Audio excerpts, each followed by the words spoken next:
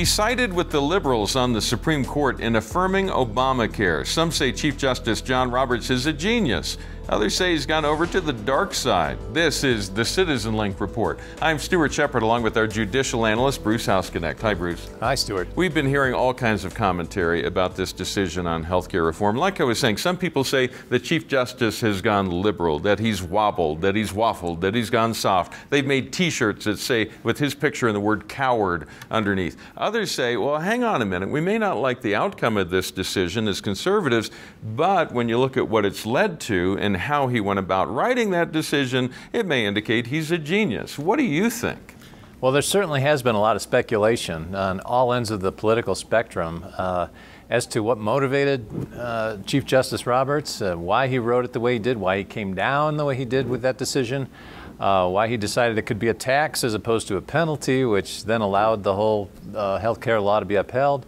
Then there's the story also out there that he had switched his mind, he had changed his mind during the deliberations, during the couple of months between the oral arguments and the decision. And there are some indications in the opinion itself that would seem to suggest that. Yes, and lots of people have pointed out that the 4 dissenting opinions does not have a lead author named, which typically they do. So the speculation, among others, is that it started out as Justice Roberts' own opinion and then abandoned and picked up by the 4 dissents.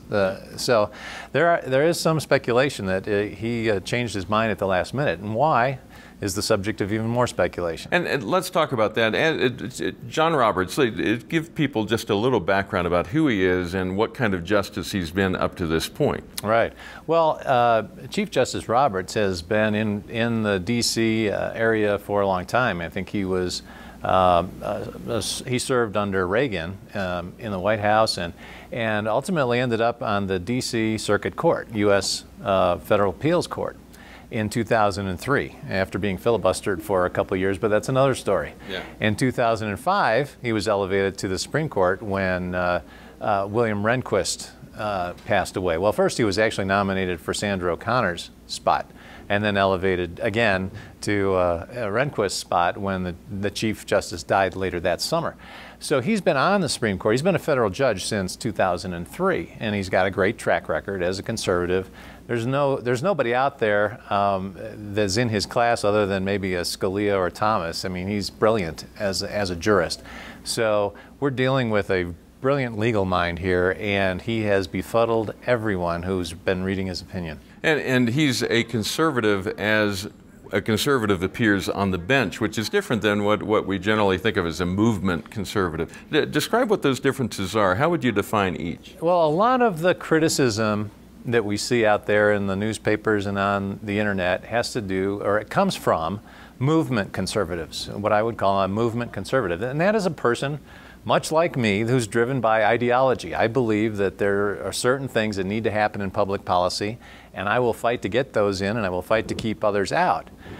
Now, that is one definition of a conservative. However, we sometimes confuse the Supreme Court by saying there are 4 conservatives, 4 liberals, and then there's Justice Kennedy, who we're not sure about. Yeah. And we tend to blur the lines of what types of conservatives that is. Justice Roberts is not a movement conservative, and none of the justices really ought to be a movement conservative. They should not be driven by ideology. They may be in their private life, but not as far as their actions on the bench. Exactly. In the voting booth, they can be all ideological that they want to be.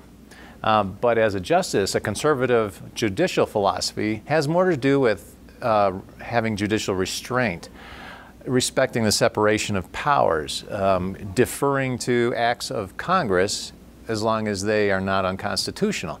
That's a big difference than being a movement conservative who would have looked for any excuse to strike down Obamacare. Yeah, you're hinting at this and starting to move into this, but I want to phrase it as a question and get your full thought about it. As a judicial conservative, is there an explanation that makes sound sense for the way Justice Roberts went with this particular case? What would his thought process have been if that's what he was approaching it with? Yeah.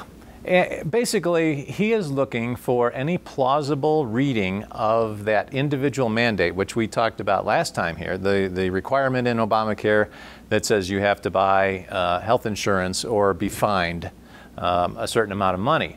And the issue is that justified under the Commerce Clause? Justice Roberts and the 4 dissenters all agreed no. Right. But then he looked at it. He went a step further, and he said that doesn't end the inquiry here. Can this act of Congress, this particular part of the act of Congress, be justified as a tax under the taxing clause, not the Commerce Clause, but the taxing clause, tax and spend clause of the Constitution? And he analyzed it under that clause and said, does it look like a tax? Does it act like a tax? Can it be fairly construed as a tax? He came out and after that analysis said yes.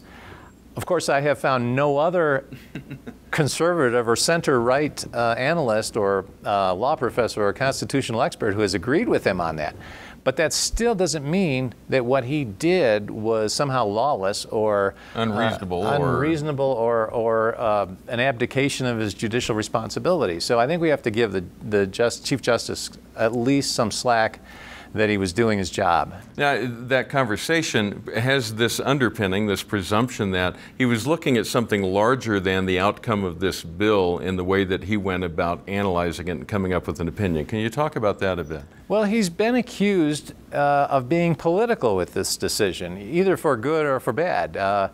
He's been criticized for avoiding the real issue of striking down Obamacare because he's concerned about the reputation of the court, what they call the legitimacy of the court. Or pressured by the media, or pressured by Yes. President Obama, who lobbied the court to rule his way. Yes, and of course that argument kind of falls of its own weight, because essentially it is saying that the justice, in order to keep the court from being seen as a political entity, made a political decision. Right. And was very bad at it because apparently everyone's caught him doing so. So yeah. That's kind of a self-defeating argument. But then what would the higher issue be that he would be working for? What would he be trying to say through that decision that's larger than the outcome of that bill? What he's actually saying is that judges should actually exercise judicial restraint even if it comes to a decision that upsets people. And even if you call yourself a conservative, as long as you exercise judicial restraint and do what a judge ought to do, as opposed to what you want to end up as a policy matter, then your reputation as a judge and as a court will, in the long run, just be just fine. And it appears that appears to be what he was thinking, because there's also that one section of the opinion that he wrote where he points out that it's not up to the courts to determine whether a policy is good or bad policy. That's up to the people and through their elected lawmakers. And if you don't like what the lawmakers are doing, they should be drummed out, voted out. Thrown out. Yes. Yeah. So there you go. As you look at this, as people try to discuss this on their own and have conversations with their friends about it, what's your advice to them as far as figuring out how to approach this and what comes next? Well, Obamacare is just a statute, and it was passed as a statute. It can be overturned, repealed, and replaced as a statute, or parts of it or all of it. It's a political process that we're left with, which we should not be afraid of. We simply need to get involved. The governors of several states have already said, hey, we're going to wait until after the election before we do anything going forward with Obamacare, because we believe that strongly that it infringes upon our rights as a state and upon the citizens that live in our state. Now, I've been seeing those stories. What does that mean that they say they won't implement it? What does that mean? There are a couple things that states are supposed to be doing to implement some of their responsibilities under Obamacare. One is creating state insurance exchanges, which would allow people to buy insurance who are not provided with it through their employer. Yeah. The other thing that they are required to do is accept or reject the Medicaid expansion portion of Obamacare. And what we're hearing over the last couple of days is several governors saying, we're not going to do any of that. We're not going to accept the Medicaid expansion. We're not going to do any of the steps necessary to create exchanges until after we see if this thing goes away when the next election rolls around. Yeah, when the new Congress is put in place. We've also heard from the House Speaker, John Boehner, who says they're going to vote to have a vote about repealing Obamacare in the House. Of course, it would never get through the Senate, so it's kind of a symbolic vote, but they're going to bring it up and have another vote on it. Yeah. politics is a lot about symbolism, and it drives public impressions. Public impressions drive people to the voting booth, and things can happen. All right. Bruce, thank you for your analysis. Very helpful. And thank you for watching. We'd love to hear what you think about this. You may not agree with the analysis you just heard. We'd like to hear about that. Just write to us at mail@citizenlink.com, either with your affirmation or your criticism or your questions about it. We do read every email that comes in. We don't get to answer everyone, but again, you may write to us at mail@citizenlink.com. And remember, stand tall and be heard.